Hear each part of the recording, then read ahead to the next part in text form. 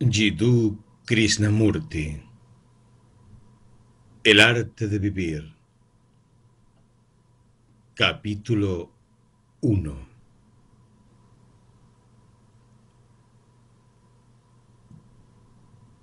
¿Alguna vez han pensado ustedes por qué se les educa?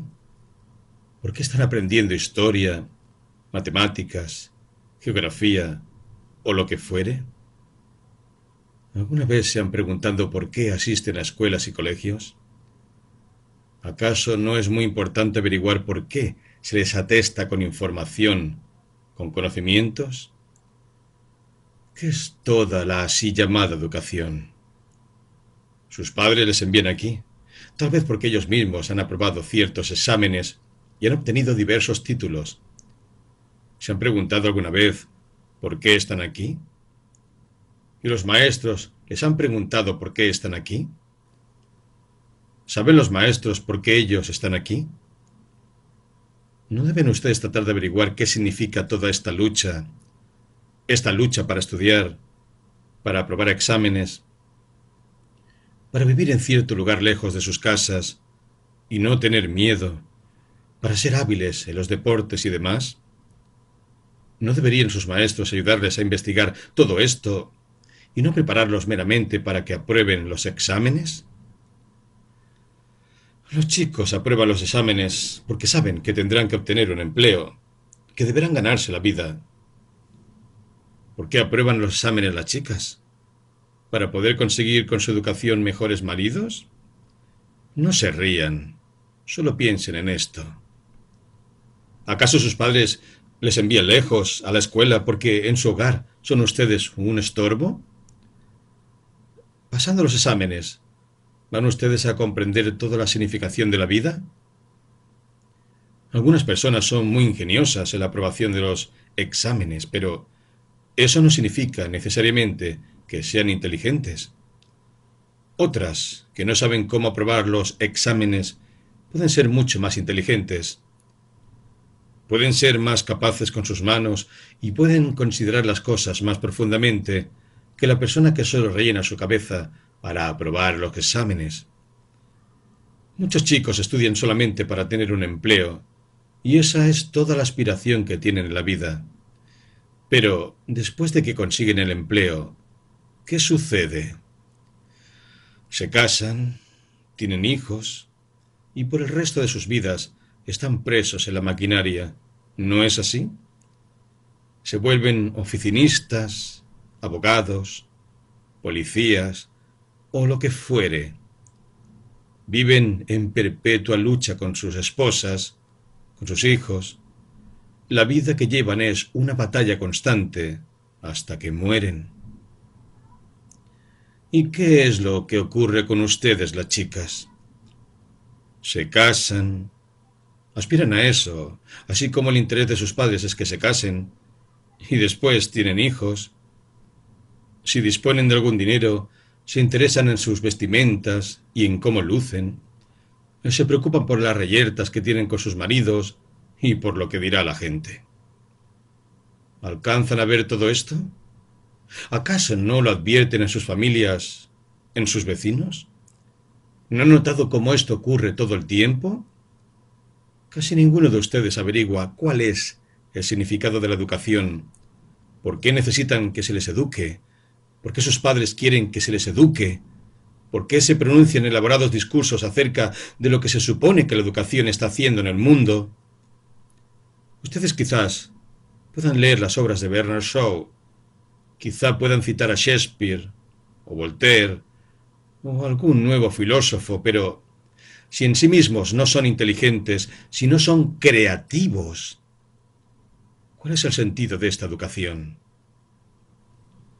¿No es entonces esencial tanto para los maestros como para los estudiantes descubrir cómo ser inteligentes?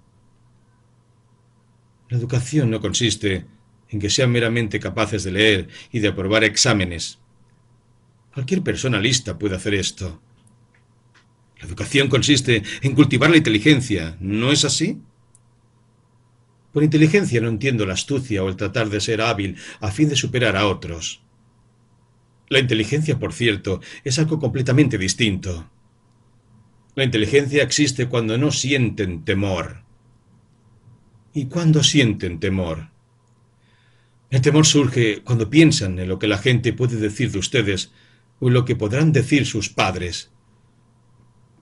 Temen ser criticados. Temen ser castigados o fracasar en la aprobación de un examen. Cuando el maestro les reprende o cuando no son populares en su clase, poco a poco se introduce furtivamente el temor. El temor es, obviamente, una de las barreras para la inteligencia, ¿no es así? Y la esencia misma de la educación consiste en ayudar al estudiante, ustedes y yo, a tomar conciencia de las causas del temor y a comprenderlas, de modo tal que desde la infancia misma en adelante pueda vivir libre de temor. ¿Se dan cuenta de que están atemorizados? Sienten temor, ¿verdad? ¿O están libres de temor? ¿Acaso no sienten temor de sus padres, de sus maestros, de lo que la gente podría pensar? Supongamos que hicieron algo que sus padres y la sociedad desaprueban. ¿No sentirían temor? Supongamos que las chicas quisieran casarse con alguien que no pertenece a la clase o a la casta de ellas. ¿No tendrían miedo de lo que la gente podría decir? Si el futuro marido no ganara el dinero suficiente o si no tuviera posición o prestigio, ¿no se sentirían avergonzadas? ¿No temerían que sus amigas pudieran pensar mal de ellas? ¿Y no temen todos a la enfermedad, a la muerte? La mayoría de nosotros tiene miedo. No digan no tan rápidamente. Quizá no hayamos pensado al respecto. Pero si lo hacemos, advertimos que casi todos en el mundo, tanto los adultos como los niños, tienen alguna clase de temor que les corroe el corazón. ¿No es función de la educación ayudar a cada individuo a librarse del temor, de modo que pueda ser inteligente? A eso aspiramos en la escuela, lo cual significa que los propios maestros han de estar realmente libres de temor. ¿De qué sirve que los maestros hablen de no tener miedo si ellos mismos temen lo que sus vecinos podrían decir, si temen a sus esposas? Si uno está atemorizado, no puede haber iniciativa en el sentido creativo de la palabra. Tener iniciativa en este sentido es hacer algo original, hacerlo espontáneamente, naturalmente, sin ser forzado, guiado, controlado. Es hacer algo que uno ama. Ustedes deben haber visto muy a menudo una piedra en medio de la carretera y un automóvil que choca contra ella. ¿Alguna vez han quitado esa piedra?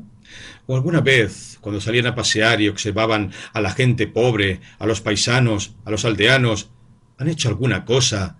¿La han hecho espontáneamente, naturalmente, por iniciativa propia, sin esperar que alguien les dijera lo que deben hacer? Vean, si sienten temor, todo esto está excluido de sus vidas. Se vuelven insensibles y no observan lo que ocurre alrededor de ustedes. Si sienten temor, están atados por la tradición, siguen algún líder o gurú. Cuando están atados por la tradición, cuando temen a sus maridos o a sus esposas, pierden su dignidad como seres humanos individuales. ¿No es entonces tarea de la educación liberarlos del temor y no prepararlos meramente para que aprueben ciertos exámenes, por necesario que esto pueda ser? Esencialmente, profundamente, este debe ser el propósito vital de la educación y de todos los maestros. Ayudarles desde la infancia a que se liberen del temor, de modo que cuando salgan al mundo sean seres humanos inteligentes, plenos de verdadera iniciativa. La iniciativa se destruye cuando están meramente copiando, cuando están amarrados por la tradición, cuando siguen a un dirigente político o a un swami religioso. Seguir a alguien es sin duda perjudicial para la inteligencia. El proceso mismo de seguir crea una sensación de temor, y el temor cierra las puertas a la comprensión de la vida con todas sus extraordinarias complicaciones, sus luchas, sus sufrimientos, su pobreza, su opulencia y su belleza. La belleza de los pájaros o de la puesta del sol sobre el agua. Cuando están atemorizados, son completamente insensibles a todo esto. Puedo sugerirles que pidan a sus maestros que les expliquen lo que hemos estado hablando? ¿Lo harán? Descubran por sí mismos si los maestros han comprendido estas cosas. Eso contribuirá a que ellos los ayuden a ser más inteligentes, a no tener miedo. En cuestiones de esta clase necesitamos maestros que sean muy inteligentes. Inteligentes en el verdadero sentido, no solo en el sentido de haber aprobado los exámenes de maestría o de licenciatura. Si les interesa, vean si pueden arreglárselas para disponer durante el día de un periodo en el que discutan y conversen sobre todo esto con sus maestros. Puesto que se volverán adultos, van a tener maridos, esposas, hijos, y tendrán que saberlo todo acerca de lo que es la vida con su lucha para ganarse la subsistencia, con sus desdichas, con su belleza extraordinaria. Todo esto tendrán que conocerlo y comprenderlo, y la escuela es el lugar para aprender acerca de estas cosas. Si los maestros les enseñan meramente matemáticas y geografía, historia y ciencia, es obvio que eso resulta insuficiente. Lo importante para ustedes es que estén alerta, que hagan preguntas, que descubran, de modo que puedan despertar la propia iniciativa. Capítulo 2. Hemos estado considerando el problema del temor. Vimos que casi todos estamos atemorizados y que el temor impide la iniciativa porque hace que nos aferremos a la gente y a las cosas como una enredadera se aferra a un árbol. Nos aferramos a nuestros padres, a nuestros maridos, a nuestros hijos e hijas, a nuestras esposas y a nuestras posesiones. Esa es la forma exterior del temor. Estando internamente atemorizados, tenemos miedo de estar solos. Podremos poseer muchos saris, joyas y otras propiedades, pero internamente, psicológicamente, somos muy pobres. Cuanto más pobres somos en lo interno, tanto más tratamos de enriquecernos exteriormente, apegándonos a las personas, a la posición, a la propiedad. Cuando estamos atemorizados, nos aferramos no solo a las cosas externas, sino también a las internas, tales como la tradición. Para la mayoría de las personas de edad avanzada y para las que en lo interno son insuficientes y vacías, la tradición importa muchísimo. ¿Han notado esto entre sus amigos, sus padres y maestros? ¿Lo han notado en sí mismos? En el momento que hay temor interno, tratan de ocultarlo bajo la respetabilidad, siguiendo una tradición, y así pierden la iniciativa. A causa de que les falta iniciativa y solo siguen a otros, la tradición se vuelve muy importante, la tradición de lo que dice la gente, la tradición de lo que ha sido transmitido desde el pasado, la tradición que carece de vitalidad, del sabor de la vida, porque es una mera repetición sin significado alguno. Cuando uno tiene miedo, hay siempre una tendencia a imitar. ¿Han notado eso? Las personas que tienen miedo imitan a otras, se aferran a la tradición, a sus padres, a sus esposas o maridos, a sus hermanos. Y la imitación destruye la iniciativa. ¿Saben? Cuando dibujan o pintan un árbol, no imitan el árbol, no lo copian exactamente como es, lo cual sería una mera fotografía. A fin de tener la libertad necesaria para pintar un árbol, o una flor, o una puesta del sol, tienen que sentir lo que estas cosas les comunican, el significado, el sentido que tienen. Esto es muy importante, que traten de comunicar el significado de lo que ven y no que meramente lo copien, porque de ese modo están abiertos al proceso creativo. Y para esto tiene que haber una mente que sea libre, que no esté cargada con la tradición, con la imitación. Miren nada más que sus propias vidas y las vidas de quienes los rodean. Vean lo tradicionales, lo imitativas que son. En ciertas cuestiones, están ustedes obligados a ser imitativos, tal como en las ropas que visten, en los libros que leen, en el idioma que hablan. Estas son todas formas de imitación, pero es necesario ir más allá de este nivel.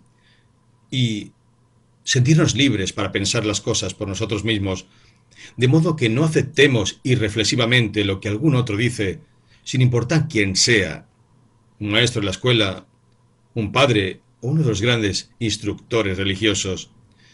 Es esencial que piensen las cosas por sí mismos y no sigan a nadie, porque el seguimiento indica temor. ¿No es así?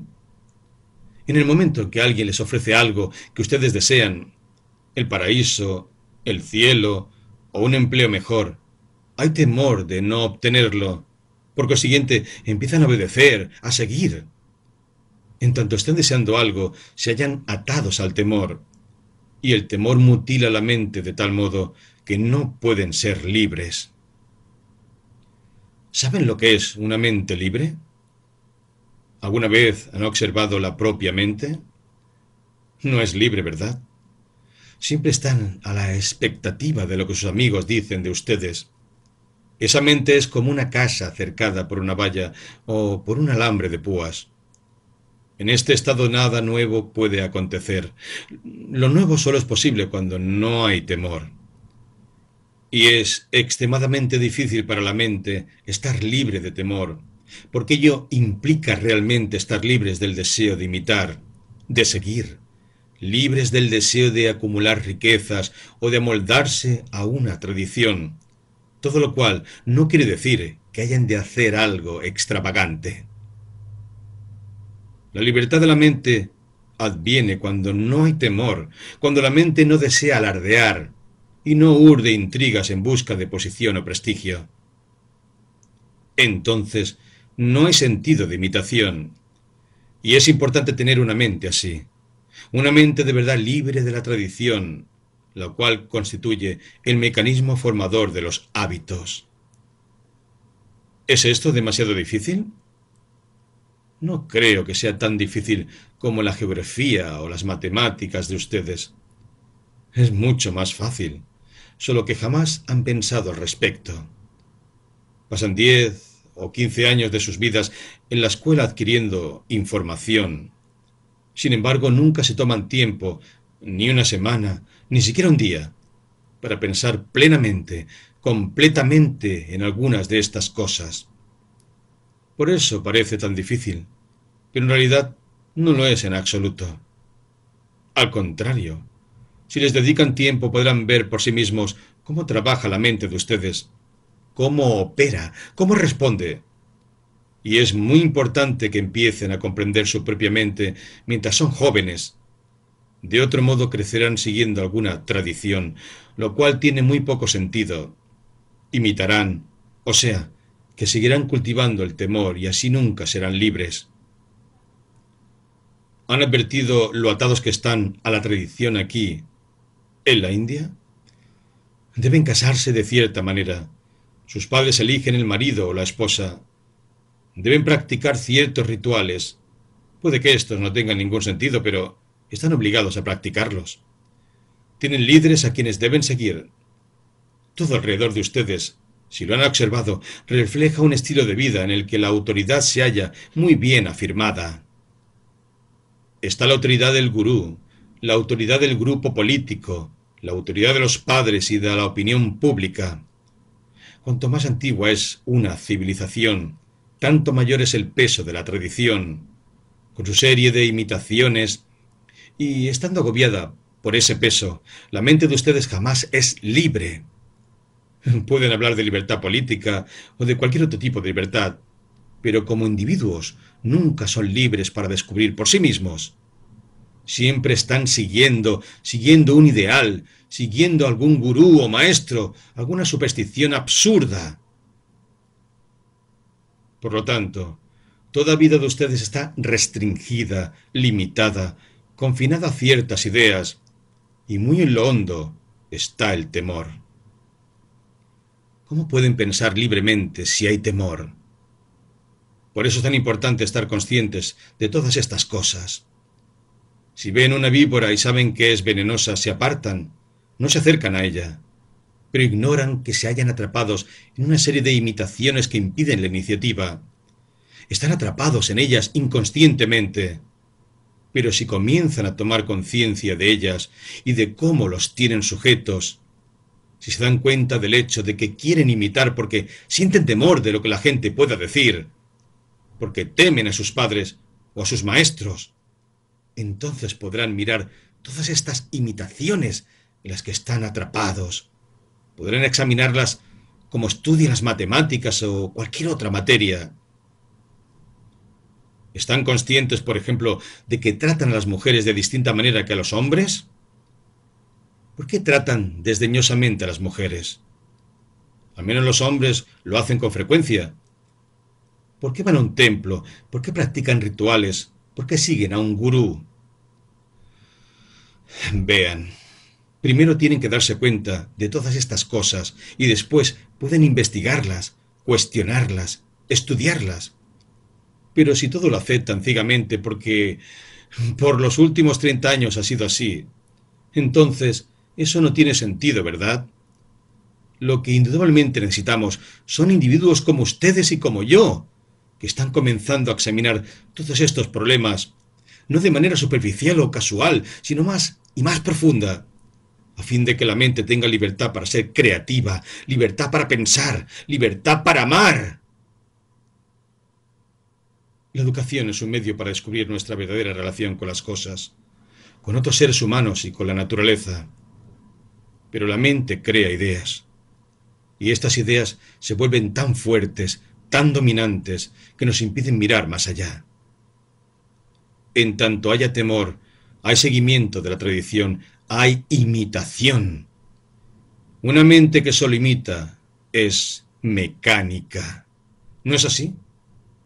En su funcionamiento es como una máquina, no es creativa, no examina los problemas. Puede producir ciertas acciones, ciertos resultados, pero no es creativa. Ahora bien, lo que todos debemos hacer, ustedes y yo, igual que los maestros, los directores y las autoridades, es investigar juntos todos estos problemas, de modo que cuando dejen este lugar sean individuos maduros, capaces de considerar las cosas por sí mismos, sin depender de alguna estupidez tradicional. Entonces tendrán la dignidad de un ser humano verdaderamente libre. Ese es todo el propósito de la educación, no el de prepararles meramente para que aprueben ciertos exámenes y después, por el resto de sus vidas, sean derivados hacia algo que no aman, como el convertirse en abogados, en oficinistas, o en amas de casa, o en máquinas de engendrar niños. Tienen que insistir en que se les imparta la clase de educación que les estimule a pensar libremente y sin temor, que les ayude a investigar, a comprender. Deben exigirla de sus maestros. De lo contrario, desperdician la vida. ¿No es así? Se les educa. Aprueban los exámenes de licenciatura o maestría. Obtienen un empleo que les desagrada, pero que aceptan a causa de que tienen que ganar dinero. Se casan y tienen hijos. Y ahí se quedan, clavados por el resto de sus vidas. Son desdichados, infelices, pendencieros. No tienen nada que esperar, excepto más bebés, más hambre, más desdicha. ¿Llaman a esto el propósito de la educación? Por cierto, la educación tiene que ayudarles a ser tan agudamente inteligentes que puedan hacer lo que aman y no queden atascados en algo estúpido que les hará desgraciados por el resto de sus vidas. Por lo tanto, mientras son jóvenes, deben despertar en su interior la llama del descontento, deben hallarse en un estado de revolución. Esta es la época para inquirir, para descubrir, para crecer. Por eso insistan en que sus padres y sus maestros les eduquen apropiadamente. No se satisfagan meramente con sentarse en un aula y absorber información acerca de este rey o de aquella guerra. Estén descontentos, acudan a sus maestros e inquieran, descubran. Si ellos no son inteligentes, al inquirir así, les ayudarán a que sean inteligentes. Y cuando ustedes dejen la escuela, crecerán en madurez, en verdadera libertad. Entonces continuarán aprendiendo durante toda la vida hasta que mueran y serán seres humanos inteligentes, dichosos. Interlocutor: ¿cómo hemos de adquirir el hábito de vivir sin temor? Krishnamurti: Mira las palabras que has usado. El hábito implica un movimiento que se repite una y otra vez. Si haces algo una y otra vez, ¿asegura eso alguna cosa excepto la monotonía? ¿Acaso es un hábito la ausencia de temor? Ciertamente, la ausencia de temor llega solamente cuando uno puede afrontar los acontecimientos de la vida y resolverlos a fondo, cuando puede verlos y examinarlos, pero no con una mente agotada que está presa en el hábito. Si haces algo habitualmente, si estás preso en el hábito, eres meramente una máquina repetitiva. El hábito es repetición, es hacer irreflexivamente la misma cosa una y otra vez, lo cual implica construir un muro a nuestro alrededor. Si a causa de algún hábito has construido un muro a tu alrededor, no estás libre del temor. Es el propio vivir dentro del muro el que te hace temer. Cuando tenemos la inteligencia para mirar todo lo que ocurre en la vida, lo cual implica examinar cada problema, cada suceso, cada pensamiento y emoción, cada reacción, solo entonces estamos libres del temor.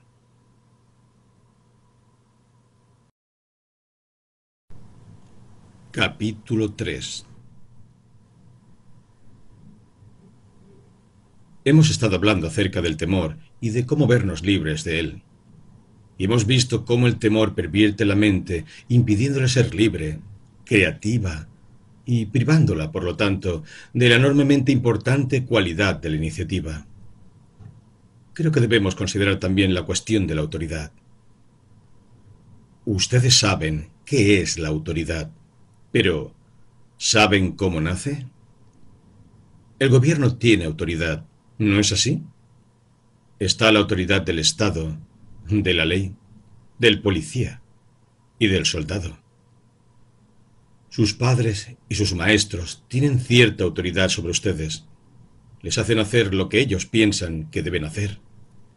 Irse a dormir a cierta hora, comer la clase apropiada de comida, conocer la clase correcta de personas. Les disciplinan, ¿verdad? ¿Por qué? Dicen que es por el propio bien de ustedes. ¿Lo es? Investigaremos eso. Pero primero tenemos que comprender cómo surge la autoridad. La autoridad es coacción, compulsión. El poder de una persona sobre otra, de los pocos sobre los muchos, o de los muchos sobre los pocos. Por el hecho de que alguien sea mi padre o mi madre, ¿tiene algún derecho sobre mí? ¿Qué derecho tiene cualquiera de tratar a otro como basura? ¿Qué piensan ustedes que da origen a la autoridad? Obviamente, en primer lugar, está el deseo que cada uno de nosotros tiene de encontrar un modo seguro de comportamiento. Queremos que se nos diga lo que debemos hacer. Estando confundidos, preocupados y no sabiendo qué hacer, acudimos a un sacerdote, a un maestro, a un padre o a alguna otra persona buscando una salida para nuestra confusión. A causa de que pensamos que él sabe mejor que nosotros lo que hay que hacer, vamos a ver al gurú o algún otro hombre ilustrado y le pedimos que nos diga cómo debemos actuar. Por lo tanto, es nuestro deseo de encontrar un estilo particular de vida, una forma de conducta, lo que da origen a la autoridad. ¿No es así? Digamos, por ejemplo, que voy a ver a un gurú. Acudo a él porque pienso que es un gran hombre que conoce la verdad, que conoce a Dios y que por lo tanto puede darme paz. No sé nada acerca de todo esto por mí mismo, de modo que acudo a él, me prosterno, le ofrezco flores, le entrego mi devoción. Deseo ser consolado, que me digan lo que tengo que hacer, y de este modo creo una autoridad. Esta autoridad no tiene una existencia real fuera de mí. Mientras son ustedes jóvenes, el maestro puede señalarles aquello que no conocen, pero si es de verdad inteligente, le ayudará a que crezcan para ser también inteligentes, les ayudará a que comprendan la confusión en que viven, a fin de que no busquen la autoridad, ni la de él, ni la de ningún otro. Existe la autoridad externa del Estado, de la ley, del policía. Somos nosotros los que creamos exteriormente esta autoridad, porque tenemos propiedades que proteger. La propiedad es nuestra y no queremos que ningún otro la tenga. Y así, creamos un gobierno para que proteja lo que poseemos. El gobierno se convierte en nuestra autoridad. Es nuestra invención para que nos proteja, para que proteja nuestro estilo de vida, nuestro sistema de pensamiento. Gradualmente, a través de siglos, hemos establecido un sistema de leyes de autoridad. El Estado, el gobierno, la policía, el ejército, para que me proteja y proteja lo mío. También está la autoridad del ideal, que no es externa sino interna. Cuando decimos, debo ser bueno, no debo ser envidioso, debo sentirme fraternal con todos, creamos en nuestra mente la autoridad de un ideal. ¿No es así? Supongamos que soy intrigante, estúpido, cruel, que lo quiero todo para mí, que deseo el poder. Ese es el hecho, es lo que realmente soy. Pero pienso que debo ser fraternal porque así lo han dicho las personas religiosas y también porque es conveniente, provechoso decir eso. En consecuencia, creo el ideal de la fraternidad.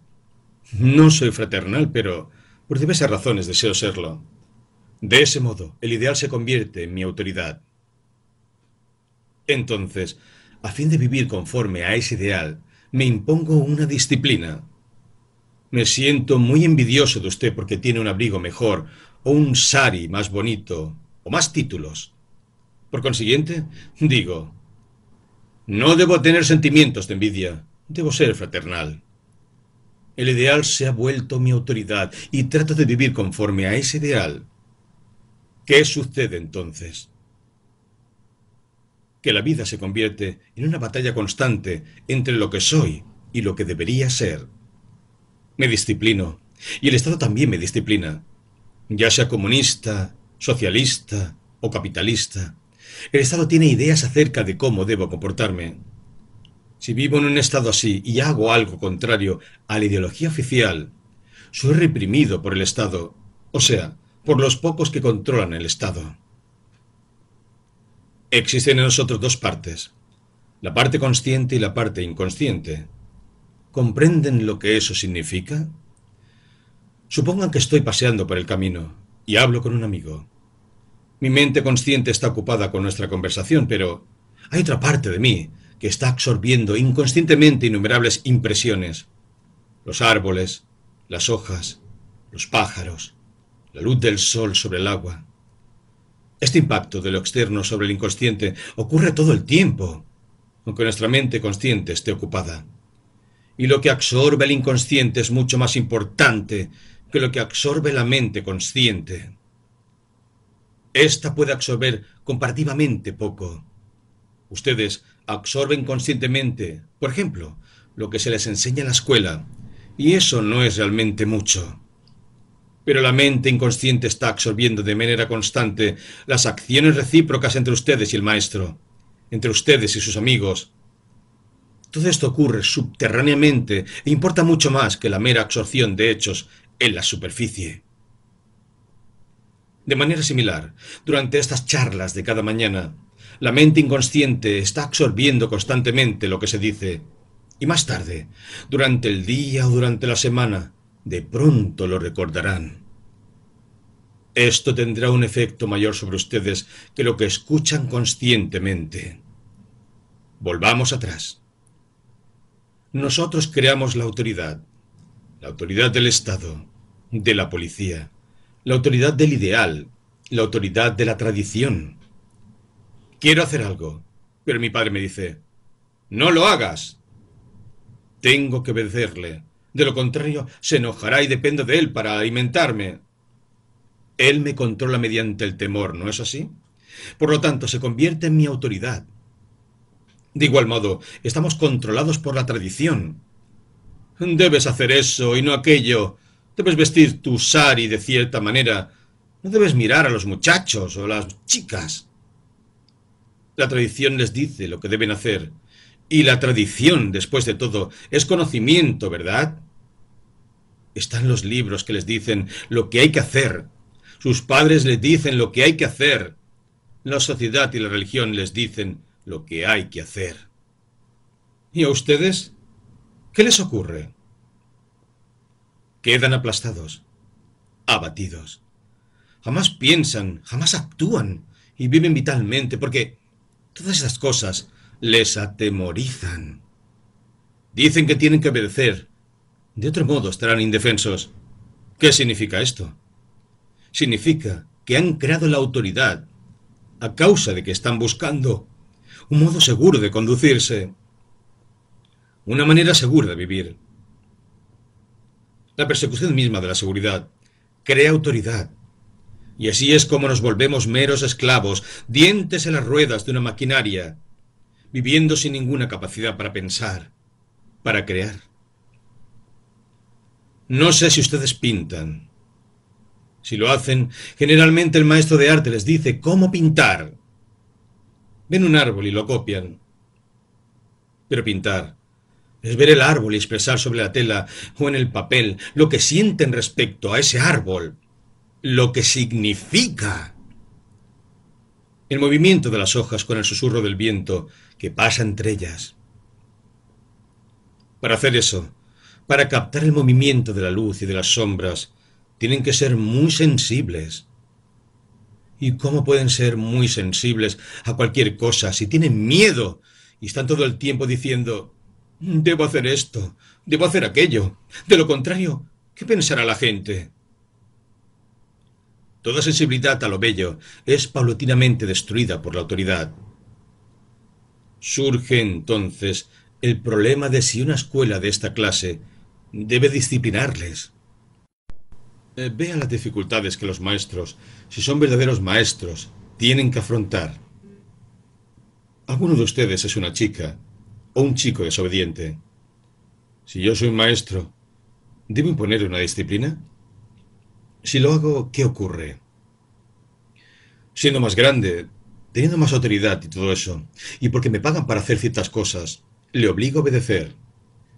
Al hacerlo, ¿no estoy mutilando su mente? ¿No estoy comenzando a destruir su inteligencia? Si le esfuerzo para que haga las cosas porque pienso que eso es lo correcto, ¿no le vuelvo estúpido?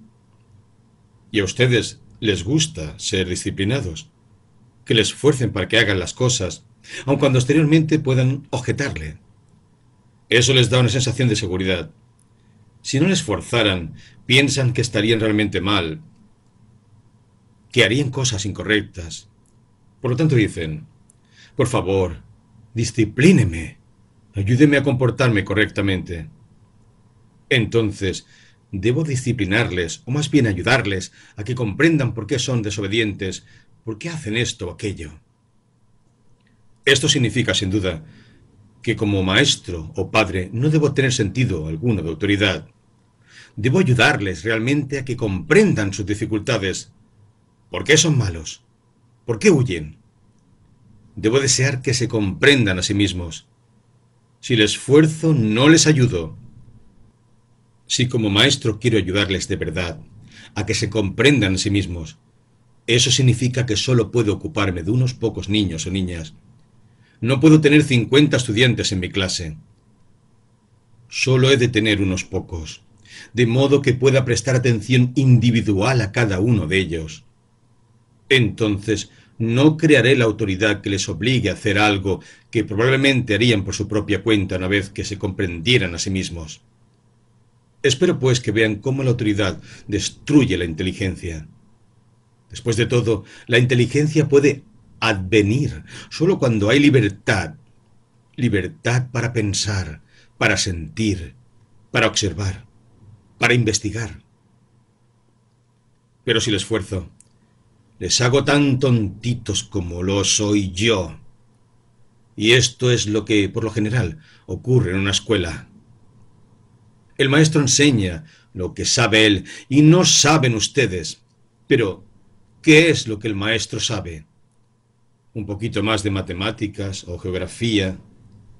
Él no ha resuelto ninguno de los problemas vitales, no ha investigado las cosas enormemente importantes de la vida.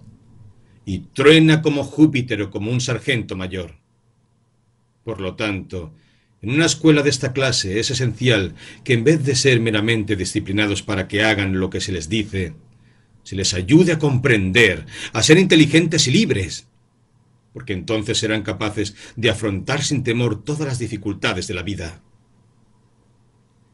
Esto requiere un maestro competente, un maestro que se interese realmente por ustedes, que no está preocupado por el dinero, por su esposa, sus hijos, y es responsabilidad tanto de los estudiantes como de los maestros crear un estado de cosas semejante.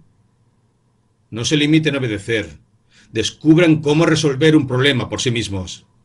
No digan, hago esto porque mi padre quiere que lo haga. Descubran más bien por qué quiere él que lo hagan, por qué piensa él que una cosa es buena y alguna otra es mala. Háganle preguntas, de modo tal que no solo despierten la propia inteligencia, sino que también le ayuden a él a ser inteligente. Pero ¿qué es lo que ocurre cuando comienzan a hacerle preguntas a su padre? Él les castiga, ¿no es así? Está preocupado por su trabajo y no tiene la paciencia, el amor, para sentarse y conversar con ustedes sobre las enormes dificultades de la existencia, de ganarse la vida, de tener una esposa o un marido. No quiere tomarse tiempo para examinar todo esto, de modo que les aparta o les manda a la escuela.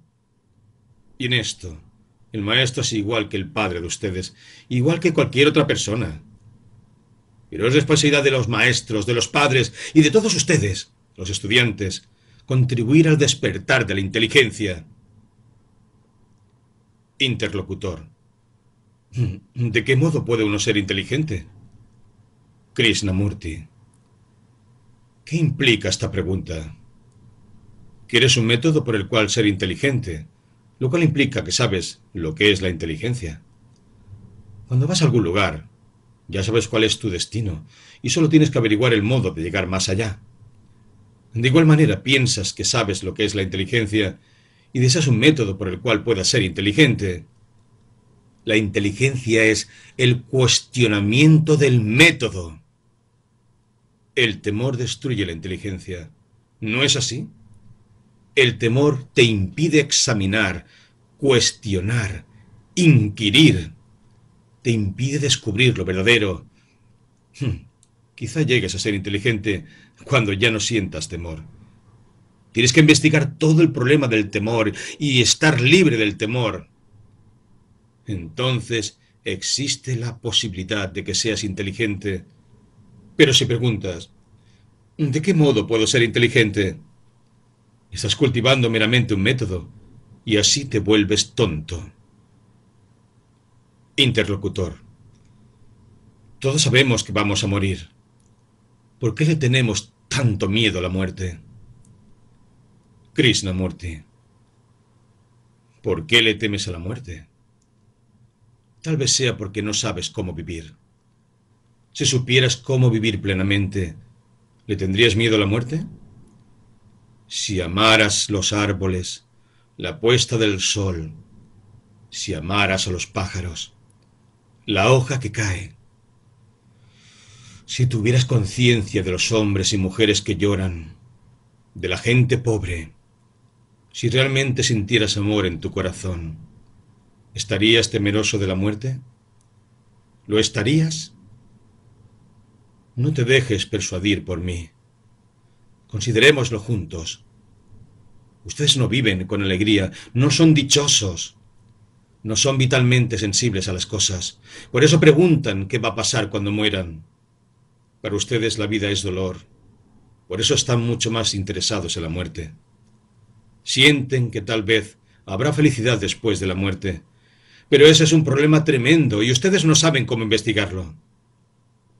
Después de todo, en el fondo de esto está el temor. Temor de morir, temor de vivir, temor de sufrir. Si no pueden comprender qué es lo que causa el temor y se libran de él, entonces no tiene mucha importancia si están viviendo o si están muertos. Interlocutor. ¿Cómo podemos vivir dichosamente? Krishnamurti. Cuando estás viviendo dichosamente, ¿lo sabes? ¿Sabes cuando estás sufriendo, cuando tienes un dolor físico? Cuando alguien te golpea o se enoja contigo, sabes que sufres, pero cuando eres dichoso, ¿lo sabes? ¿Tienes conciencia de tu cuerpo cuando estás sano? Ciertamente, la felicidad es un estado del cual somos inconscientes, del cual no nos percatamos. En el momento en que nos damos cuenta de que somos felices, dejamos de ser felices, ¿no es así? Pero casi todos ustedes sufren. Siendo conscientes de eso, desean escapar del sufrimiento hacia lo que llaman felicidad. Quieren ser conscientemente felices, y en el momento en que son conscientemente felices, la felicidad se ha ido. ¿Puedes decir alguna vez que eres dichoso? Es solamente después, un instante, una semana después, cuando dices, ¡qué feliz fui! ¡Qué dichoso he sido! En el instante real eres inconsciente de la felicidad, y esa es su belleza. Capítulo 4. El problema de la disciplina es realmente muy complejo, porque la mayoría de nosotros piensa que mediante alguna forma de disciplina tendremos finalmente la libertad. La disciplina es el cultivo de la resistencia, ¿no es así? Pensamos que resistiendo, erigiendo internamente una barrera contra algo que consideramos malo, seremos más capaces de comprenderlo y de tener libertad para vivir plenamente, pero eso no es un hecho, ¿verdad? Cuanto más resisten o luchan contra algo, tanto menos lo comprenden.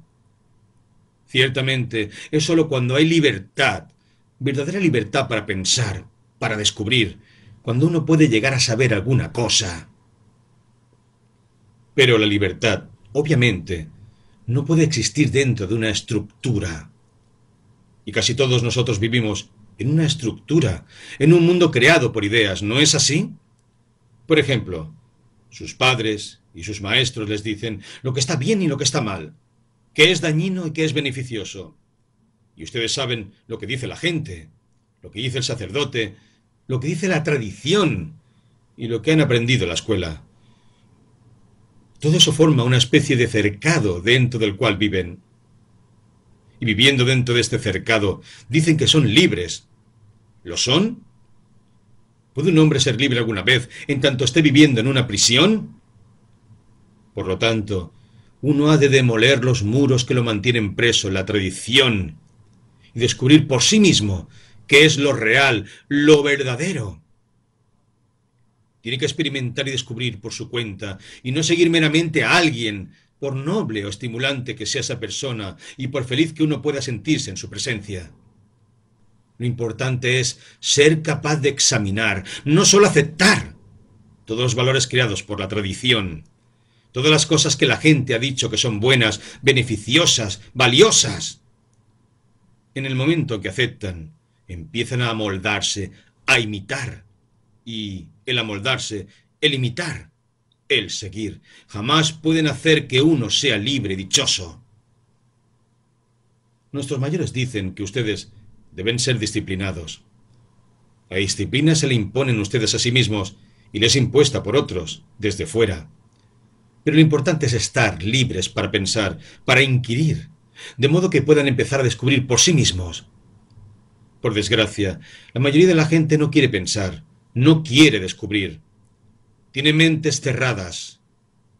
Pensar profundamente, investigar las cosas y descubrir por uno mismo lo que es verdadero, resulta muy difícil.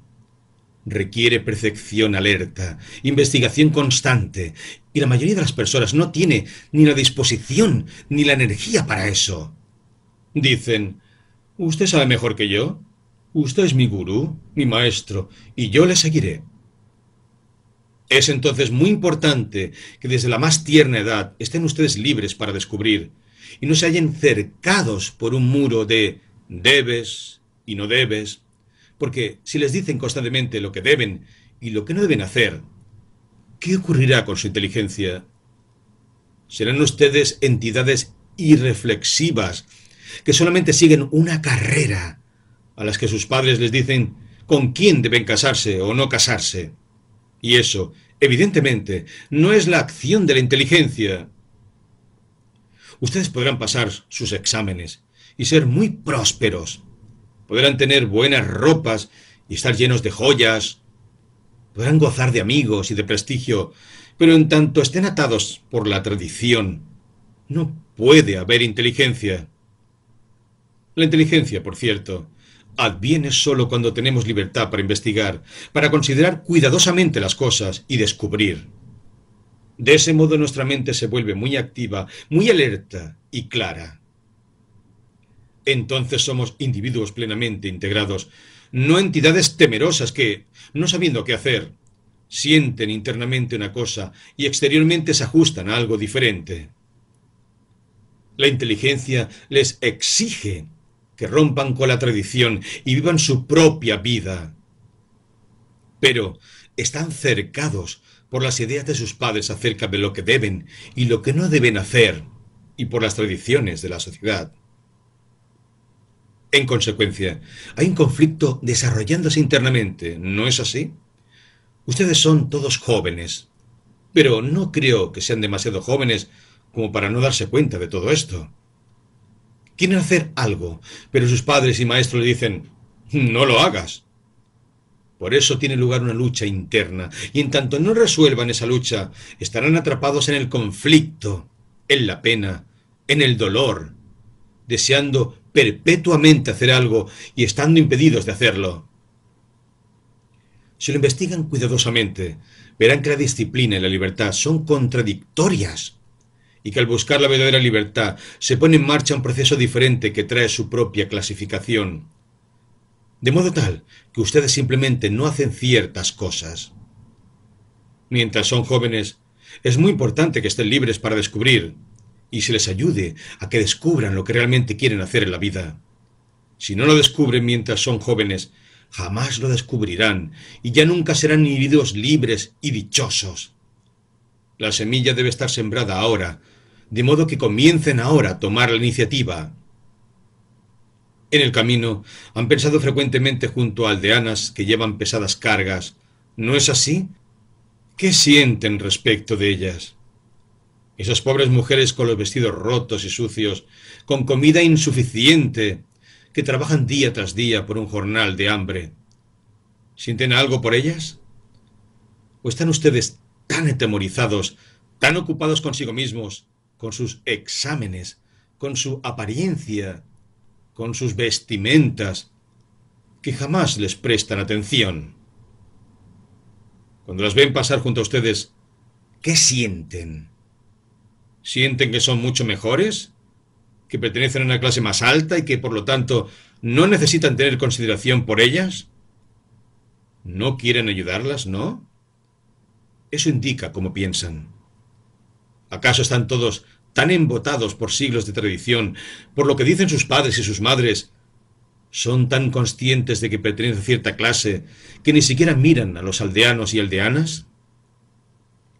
¿Están realmente tan ciegos que no saben lo que pasa alrededor de ustedes? Es el temor.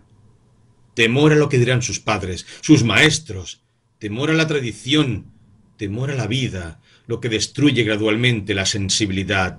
¿No es así? ¿Saben lo que es la sensibilidad? Ser sensible es sentir, recibir impresiones, tener simpatía por aquellos que sufren, tener afecto, darnos cuenta de las cosas que suceden alrededor de nosotros. Cuando está repicando la campana del templo, ¿se dan cuenta de ello? ¿Escuchan el sonido? ¿Alguna vez ven la luz del sol sobre el agua? ¿Se dan cuenta de la gente pobre, de los aldeanos que han sido controlados, oprimidos durante siglos por los explotadores? Cuando ven a un sirviente que lleva una alfombra pesada, ¿le prestan ayuda? Todo esto implica la sensibilidad. Pero ya lo ven, la sensibilidad se destruye cuando nos imponen una disciplina, cuando sentimos temor, o nos interesamos mucho por nosotros mismos. Interesamos por nuestra apariencia, por nuestros saris, pensar todo el tiempo en nosotros mismos, cosa que casi todos hacemos en una u otra forma, es ser insensibles, porque entonces la mente y el corazón están cerrados y perdemos toda apreciación de la belleza. Ser realmente libre implica una gran sensibilidad. No hay libertad si estamos cercados por el interés propio o por distintos muros de disciplinas. En tanto nuestra vida sea un proceso de imitación, no puede haber sensibilidad ni libertad. Es esencial, mientras están aquí, sembrar la semilla de la libertad, lo cual implica despertar la inteligencia, porque con esa inteligencia podrán ustedes abordar todos los problemas de la vida. Interlocutor. ¿Es factible para un hombre librarse de todo sentimiento de temor y al mismo tiempo permanecer en la sociedad? Krishnamurti. ¿Qué es la sociedad? Un conjunto de valores, un conjunto de normas, regulaciones y tradiciones. ¿No es así? Uno ve estas condiciones externas y dice, ¿puedo tener una relación práctica con todo esto? ¿Por qué no? Después de todo, si uno encaja meramente en esa estructura de los valores, ¿es libre? ¿Y qué es lo que entiendes por factible? Hay muchas cosas que uno puede hacer para ganarse la vida. ¿Y si eres libre? ¿Acaso no puedes elegir lo que quieres hacer? ¿No es eso factible? ¿O considerarías factible olvidar tu libertad y encajar meramente en la estructura convirtiéndote en abogado, banquero, comerciante o barrendero? Ciertamente, si eres libre y has cultivado tu inteligencia, descubrirás qué es lo mejor para ti. Dejarás de lado todas las tradiciones y harás algo que amas realmente, sin considerar lo que tus padres o la sociedad aprueben o desaprueben. A causa de que eres libre, hay inteligencia y harás algo que es completamente tuyo. Actuarás como un ser humano integrado. Interlocutor. ¿Qué es Dios? Krishnamurti. ¿Cómo vas a descubrirlo? ¿Aceptando la información de alguna otra persona? ¿O tratarás de descubrir por ti mismo qué es Dios? Es tan fácil formular preguntas, pero experimentar la verdad requiere muchísima inteligencia, muchísima búsqueda e investigación. Por lo tanto, la primera pregunta es, ¿vas a aceptar lo que otro dice acerca de Dios? No importa quién lo diga, Krishna, Buda o Cristo, porque todos pueden estar equivocados. Del mismo modo, puede estar equivocado tu propio gurú particular. Ciertamente, para descubrir qué es verdadero, tu mente tiene que estar libre para investigar, lo cual significa que no puede meramente aceptar o creer. Yo puedo darte una descripción de la verdad, pero no será igual que si experimentas la verdad por ti mismo. Todos los libros sagrados describen lo que es Dios, pero esa descripción no es Dios. La palabra Dios no es Dios, ¿verdad? A fin de descubrir qué es verdadero, jamás debes aceptar, jamás debes ser influido por lo que pueden decir los libros, los maestros o cualquier otra persona. Si eres influido por ellos, solo encontrarás lo que ellos quieren que encuentres. Y debes saber que tu propia mente puede crear la imagen de lo que ella desea. Puede imaginar a Dios con barba o con un solo ojo. Puede hacer que sea azul o púrpura. De modo que has de estar atento a tus propios deseos y no has de dejarte engañar por las proyecciones de tus propias necesidades y anhelos. Si anhelas ver a Dios de cierta manera, la imagen que verás estará de acuerdo con tus deseos, y esa imagen no será Dios, ¿verdad? Si estás sufriendo y deseas ser consolado, o si te sientes romántico, sentimental en tus aspiraciones religiosas, a la larga crearás un Dios que proveerá lo que necesitas, pero eso tampoco será Dios. Así que tu mente tiene que estar por completo libre. Solo entonces podrá descubrir lo verdadero. No mediante la aceptación de superstición alguna, no mediante la lectura de los así llamados libros sagrados, ni siguiendo a ningún gurú. Solo cuando tengas esta libertad, esta verdadera libertad respecto de las influencias externas, y también estés libre de tus propios deseos y anhelos, de modo que tu mente sea muy clara, solo entonces te será posible descubrir lo que es Dios. Pero si meramente te sientas y especulas, entonces tu suposición es tan buena como la de tu gurú, y es igualmente ilusoria. Interlocutor. ¿Podemos darnos cuenta de nuestros deseos inconscientes? Krishnamurti. En primer lugar, ¿te das cuenta de tus deseos conscientes? ¿Sabes lo que es el deseo? ¿Te das cuenta de que habitualmente no escuchas a nadie que esté diciendo algo contrario a lo que crees? Tu deseo te impide escuchar. Si deseas a Dios y alguien te señala que el Dios que deseas es el resultado de tus frustraciones y temores, ¿le escucharás? Por supuesto que no. Tú deseas una cosa y la verdad es algo por completo diferente. Te limitas a ti mismo dentro de tus propios deseos. Solo te percatas a medias de tus deseos conscientes. ¿No es así? Y mucho más difícil es darte cuenta de los deseos que están muy ocultos. Para descubrir lo que está oculto, para descubrir cuáles son sus propias motivaciones, la mente que investiga tiene que ser absolutamente clara y estar completamente libre. Por lo tanto, primero tienes que darte cuenta plenamente de tus propios deseos conscientes. Entonces, a medida que te vuelvas cada vez más alerta a lo que está en la superficie, podrás ir penetrando más y más en lo profundo. Interlocutor. ¿Por qué algunas personas nacen en condiciones de pobreza, mientras que otras son ricas y acomodadas? Krishnamurti. ¿Qué es lo que piensas tú? En vez de preguntármelo y esperar mi respuesta, ¿por qué no averiguas lo que tú sientes al respecto? ¿Piensas que es algún proceso misterioso al que llamas karma? En una vida anterior has vivido noblemente y debido a eso, ahora estás siendo recompensado con riqueza y posición. ¿Es así? O habiendo actuado mal en una vida anterior, estás pagando por ello en esta vida. Mira, este es realmente un problema muy complejo. La pobreza es culpa de la sociedad, una sociedad en la que los codiciosos y los astutos prosperan y alcanzan la cúspide. Y nosotros queremos la misma cosa. También queremos trepar por la escalera y llegar a la parte de arriba. Y cuando todos queremos llegar arriba, ¿qué sucede? Pisamos a alguien. Y el hombre al que pisan, al que destruyen, pregunta, ¿por qué la vida es tan injusta?